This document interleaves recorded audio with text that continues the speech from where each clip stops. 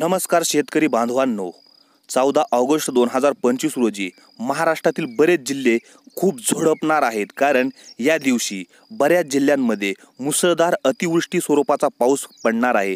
पाऊस हा हाहाकार करणार आहे, त्यामुळे व्हिडिओ शेवटपर्यंत पहा। तुमचा जिल्हा या यादीमध्ये येतोय का तो देखील तुम्हाला कळेल आणि दिवसाचे कामाचे नियोजन देखील करता येईल। त्यामुळे व्हिडिओ शेवटपर्यंत नक्की पहा। रोज या चॅनलवर संपूर्ण जिल्ह्यांचा हवामान अंदाज दिला जातो, त्यामुळे या चॅनलला सबस्क्राइब देखील करून घ्या। सर्वप्रथम आपण पालघर जिल्ह्याचा पाहू। 14 ऑगस्ट 2025 रोजी रात्रीपासून सकाळपर्यंत ढगाळ वातावरण राहील।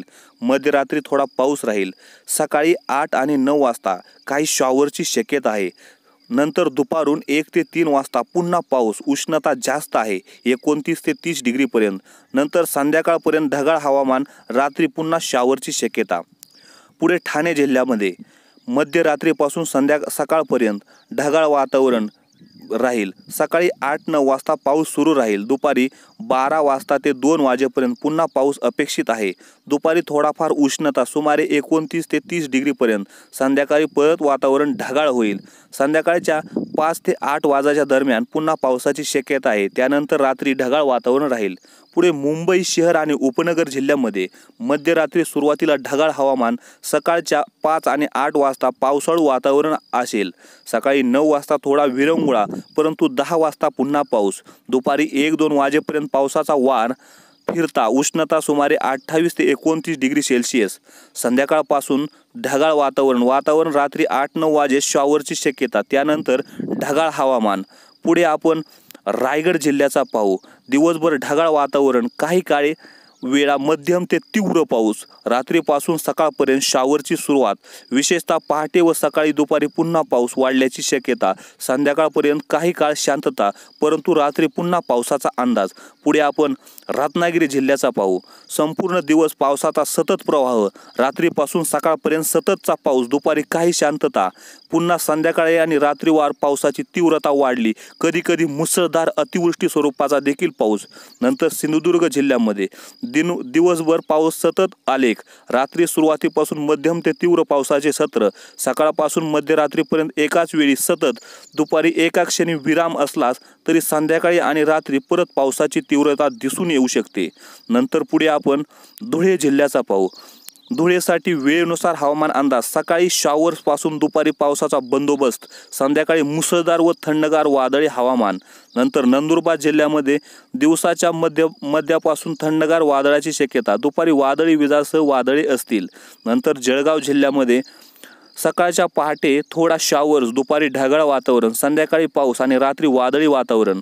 पुढे आपण नाशिक जिल्ह्याचा पाहू। नाशिक जिल्ह्यामध्ये मध्यरात्रीपासून ढगाळ वातावरण। पहाटेच्या काळात शॉवर्स, रेन किंवा शॉवर्स सुरू होतील। सकाळी 2-3 वाजेपर्यंत। सकाळी 8-9 वाजेपर्यंत पावसाचा इशारा। दुपारी 2-4 वाजेच्या दरम्यान पुन्हा पाऊस। रात्री पुन्हा शांत आणि ढगाळ वातावरण। तापमान सुमारे 21 ते 27 डिग्री सेल्सिअस इतके राहील। पुढे छत्रपती संभाजीनगर जिल्ह्यामध्ये मध्यरात्रीपासून साधारणपणे ढगाळ वातावरण।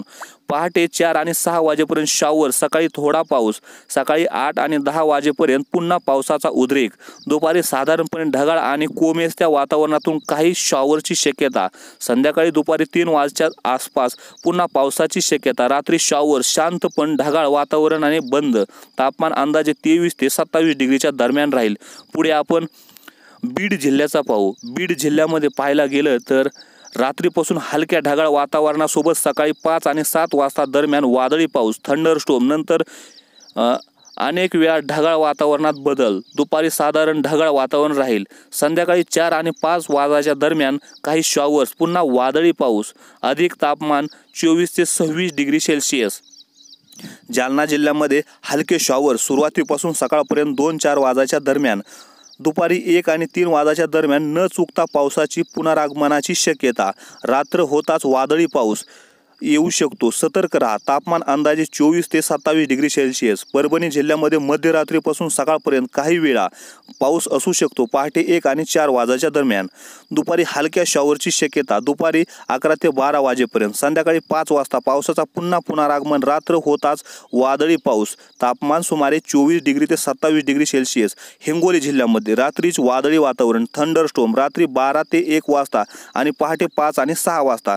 नंतर काही तास शांत ढगाळ वातावरण. दुपारी 3-4 वाजता पावसाची अपेक्षा. रात्र होताच परत थंडरस्टॉर्म येऊ शकतात. रात्री 9 आणि 10 वाजता. तापमान सुमारे अंदाजे 24 ते 27 डिग्री सेल्सिअस.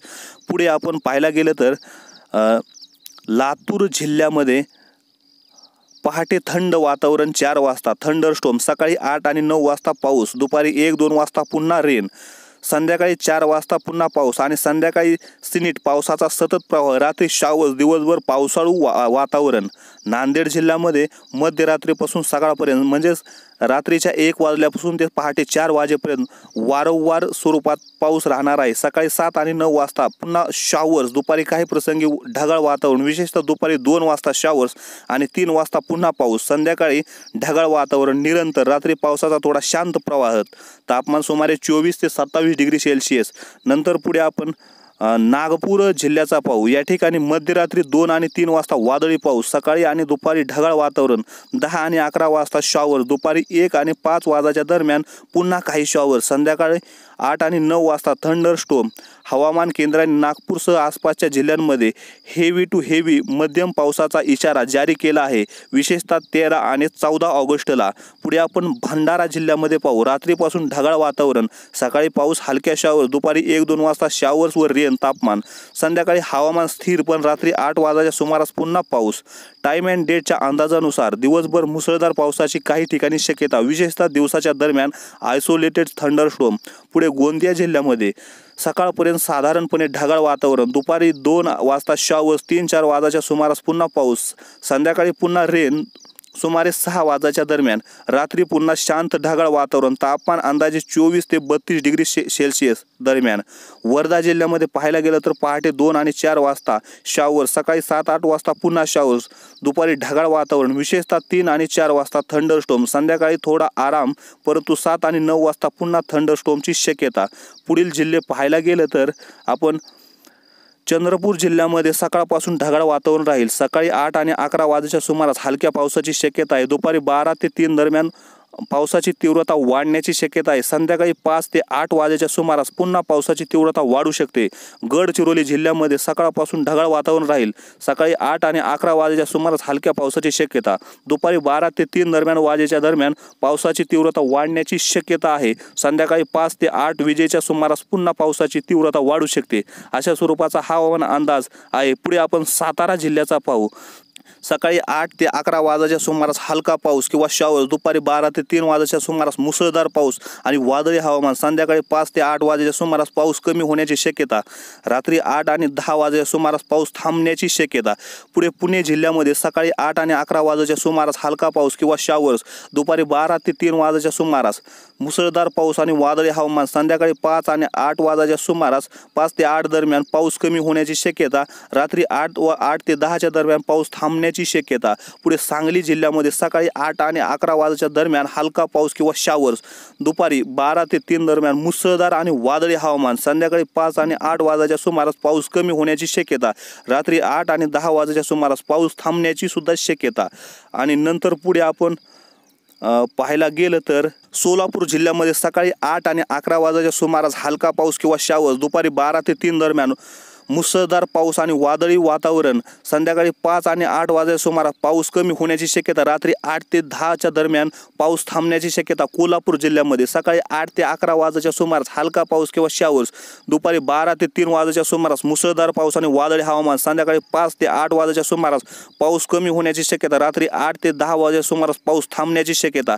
अशा प्रकारचा हवामानाचा अंदाज ह्या जिल्ह्यासाठी राहील. पुढे आपण वाशिम जिल्ह्यामध्ये पाहायला गेलं तर सकाळी 8 ते 11च्या दरम्यान हलका पाऊस किंवा शावर्स, 12 ते 3 दरम्यान मुसळधार पाऊस आणि वादळी हवामान, नंतर 5 ते 8 दरम्यान पाऊस कमी होण्याची शक्यता, नंतर 8-10 वाजता पूर्ण वातावरण कोरडं राहील. अकोला जिल्ह्यामध्ये सकाळी 8 ते 11च्या दरम्यान हलका पाऊस, 12 ते 3 दरम्यान मुसळधार पाऊस आणि वादळी वातावरण जिल्ह्यातील काही ठिकाणी राहण्याची शक्यता. नंतर पुन्हा 5 वाजल्यानंतर ते रात्रीपर्यंत वातावरण हलके कोरडं राहण्याची शक्यता. कोरडं म्हणजे ढगाळ स्वरूपाचं राहील. पुढे बुलढाणा जिल्ह्यामध्ये 8 ते 11 दरम्यान सकाळी हलका किंवा शॉवर्स प्रकारचा पाऊस, दुपारी 12 ते 3 दरम्यान काही जिल्ह्यातील काही ठिकाणी मुसळधार स्वरूपाचा सुद्धा पाऊस पडू शकतो. नंतर 3 वाजेच्या नंतर पावसाची तीव्रता हळूहळू कमी झालेली दिसेल. अशा स्वरूपाचा पाऊस या जिल्ह्यांमध्ये राहील. पुढे अमरावती जिल्ह्यामध्ये सकाळी 8 ते 11 वाजे सुमारास हलका पाऊस किंवा शॉवर्स आणि दुपारच्या स्वरूपात 3-4 वाजेपर्यंत मुसळधार पाऊस पडणार आहे काही जिल्ह्यातील काही ठिकाणी. नंतर 4-5 वाजल्यानंतर वातावरण थोडी तीव्रता कमी झालेली जाणवेल. पुढे आपण यवतमाळ जिल्ह्यामधील पाहू. या ठिकाणी 8 ते 11 वाजता सकाळी हलका पाऊस किंवा शॉवर्स, दुपारी मुसळधार पाऊस होण्याची शक्यता, नंतर संध्याकाळी पाऊस कमी राहण्याची शक्यता. अशा स्वरूपाचा हवामान अंदाज जिल्ह्यातील आपल्या संपूर्ण जिल्ह्यांसाठी व्यवस्थित दिलेला आहे. तुमचा जिल्हा शेवटपर्यंत पाहिला असेल तर धन्यवाद. अशाच प्रकारचे व्हिडिओ पाहण्यासाठी चॅनलला सबस्क्राईब करा. धन्यवाद.